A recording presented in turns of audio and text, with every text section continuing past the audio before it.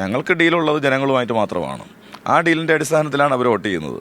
മുരളീധരൻ കോൺഗ്രസ് സ്ഥാനാർത്ഥിക്ക് വേണ്ടി ഇന്നിപ്പോൾ ചില BJPയുടെ കൗൺസിലർമാർ രഹസ്യമായിട്ട് വോട്ട് ശേഖരിക്കുന്നുണ്ട്. അത് എല്ലാവർക്കും മനസ്സിലാവുന്നൊരു കാര്യമാണ്. വാഴത്തോണ മേഖലയിലും മറ്റു പല മേഖലകളിലുമൊക്കെ BJPയുടെ കൗൺസിലർമാർ കോൺഗ്രസിന് വേണ്ടി വോട്ട് ശേഖരിക്കുക ഗുരുതരമായ ആരോപണമാണ്. അല്ല, തീർച്ചയായിട്ടും അത് ഫീൽഡിൽ നിന്ന് മനസ്സിലായ ഒരു അനുഭവം ഞാൻ പറഞ്ഞതാണ്. കേരളം പോളിംഗ് ബൂത്തിലേക്ക് എത്താൻ ഇനി 4 ദിവസം മാത്രമാണ് ബാക്കിയുള്ളത്. എല്ലാ മണ്ഡലങ്ങളിലും കടുത്ത മത്സരം നടക്കുന്നതാണ്. എന്നാൽ കേരളത്തിൽ ഏറ്റവും ശക്തമായ പോരാട്ടം നടക്കുന്ന മണ്ഡലങ്ങളിൽ ഒന്നാണ് വട്ടിയൂർക്കാവ്. വട്ടിയൂർക്കാവിലെ ഇടതുമുന്നണി സ്ഥാനാർത്ഥി VK പ്രശാന്ത് നമ്മോട് കൂടി ചേരുകയാണ്. ഇനി കുറച്ച് മണിക്കൂറുകൾ മാത്രമേ ഉള്ളൂ, എണ്ണി പറയാൻ പറ്റുന്ന മണിക്കൂറുകൾ മാത്രമേ ഉള്ളൂ. അവസാന ഘട്ടം എങ്ങനെ പോകുന്നു പ്രചരണം? അവസാനം ഞങ്ങളിപ്പോൾ ഭവന സന്ദർശനം ഏതാണ്ട് നടന്നു വരികയാണ്. എങ്കിലും കഴിഞ്ഞ വർഷത്തെ അത്രയും പോകാൻ പറ്റുന്നില്ല, കാരണം സമയപരിമിതി എല്ലാവർക്കും അറിയാമല്ലോ. അപ്പോൾ അതുകൊണ്ട് പല മാർഗ്ഗങ്ങളിലൂടെ കുടുംബയോഗങ്ങൾ, ചെറിയ കോർണർ മീറ്റിങ്ങുകൾ, അങ്ങനെ പരമാവധി പേരിലേക്ക് റീച്ച് ആവാൻ വേണ്ടി ശ്രമിക്കുകയാണ്. എന്തായാലും നല്ലൊരു പോസിറ്റീവ് റെസ്പോൺസാണ് പൊതുവിൽ ഉണ്ടായിട്ടുള്ളത്. ഇപ്പോൾ സ്ഥാനാർത്ഥി പര്യടനം മറ്റന്നാളും കൂടി എടുത്ത് അവസാനിക്കും. അപ്പോൾ എല്ലാ വീടുകളിലും അമ്മമാരൊക്കെ വലിയ നിലയ്ക്ക് സന്തോഷത്തോടു കൂടിയാണ് പ്രതികരിക്കുന്നത്. അപ്പോൾ അത് കാണിക്കുന്നത് ഞാൻ ആദ്യം മുതൽ പറയുന്നത് പോലെ ഒരു നല്ല നിലയിലേക്ക്, ലീഡിലേക്ക് LDFന് എത്താൻ വേണ്ടി കഴിയും. കഴിഞ്ഞ വർഷം നടത്തിയിട്ടുള്ള പ്രവർത്തനങ്ങളും ജനം വിലയിരുത്തും. അപ്പോൾ വികസനമാണ് പ്രധാനപ്പെട്ട ചർച്ചാ വിഷയം മണ്ഡലത്തിൽ. അപ്പോൾ അതുകൊണ്ട് തന്നെ വികസനത്തിനായിരിക്കും ജനങ്ങൾ വോട്ട് ചെയ്യുക. കാര്യങ്ങൾ നന്നായി നടക്കുന്നുണ്ട്, അത് തുടരട്ടെ എന്നുള്ളതായിരിക്കും ജനങ്ങൾ ആലോചിക്കുക. പ്രശാന്തിനോട് നേരത്തെ നമ്മൾ സംസാരിക്കുമ്പോൾ മത്സരം BJPയുമായി നേരിട്ടാണ് എന്ന് പറഞ്ഞിരുന്നു. മുരളീധരൻ കുറച്ച് പിന്നിപ്പോയെന്ന്. ഈ അവസാന ഘട്ടത്തിൽ ഒരു ത്രികോണ പോരാട്ടത്തിൻ്റെ സ്വഭാവത്തിലേക്ക് എത്തിയെന്ന് തോന്നുന്നുണ്ട്. അതോ BJPയായിട്ടാണോ മത്സരം? അല്ല, തീർച്ചയായിട്ടും നമ്മൾ ശക്തരായിട്ടുള്ള സ്ഥാനാർത്ഥികൾ തന്നെയാണ് എതിർ സ്ഥാനാർത്ഥികൾ.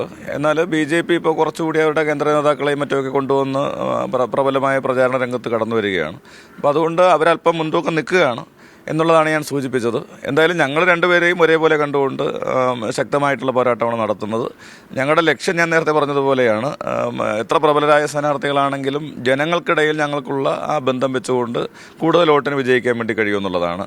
BJP UDFും ആരോപണങ്ങൾ ഉന്നയിക്കുകയാണ്.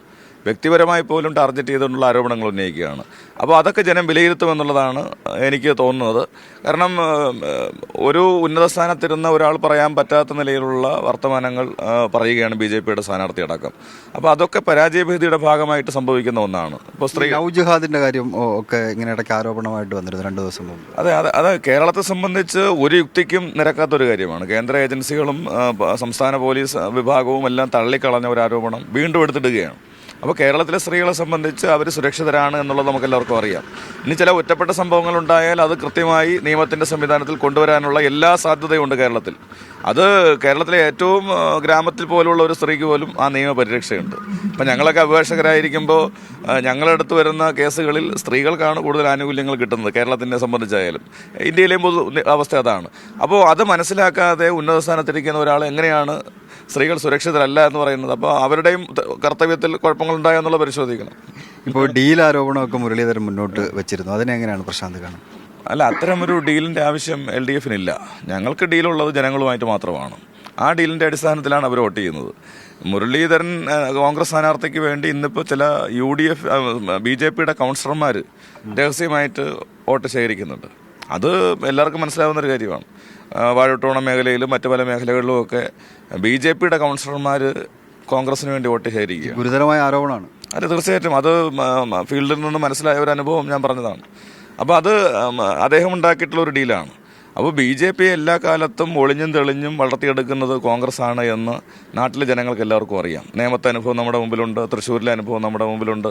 യൂത്ത് കോൺഗ്രസിൻ്റെ നേതാവ് തന്നെ പത്രസമ്മേളനം നടത്തി ആ കാര്യം, ഡീലിൻ്റെ കാര്യം വെളിപ്പെടുത്തി.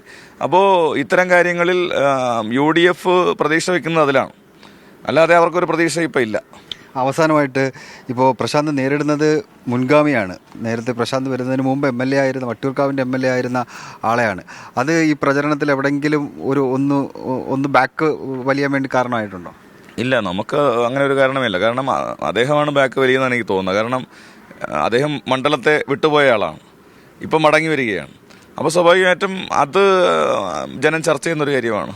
മണ്ഡലം ഉപേക്ഷിച്ച് പോയ ആൾ വീണ്ടും വന്ന് മത്സരിച്ചിട്ട് നാടിൻ്റെ മുഴുവൻ കാര്യങ്ങളും ചെയ്തത് ഞാനാണ് എന്ന അവകാശവാദം ഉന്നയിക്കുമ്പോൾ അതിൻ്റെ പൊള്ളത്തരം ജനങ്ങൾക്ക് ബോധ്യപ്പെടും. അപ്പോൾ അതുകൊണ്ട് അതിൽ ഞങ്ങൾക്ക് ആശങ്കയൊന്നുമില്ല. ജനം ആ നിലയിലായിരിക്കും ചർച്ച ചെയ്യുക. ഉപേക്ഷിച്ച് പോയ ആൾ മടങ്ങി വന്നിരിക്കുന്നു എന്നുള്ള നിലയിലായിരിക്കും ചർച്ച ചെയ്യുക. എന്തായാലും വലിയ വിജയപ്രതീക്ഷയാണ് പ്രശാന്ത് പങ്കുവെക്കുന്നത്. അവസാന ഘട്ട ഓട്ടത്തിലാണ് പ്രശാന്ത് ഉള്ളത്.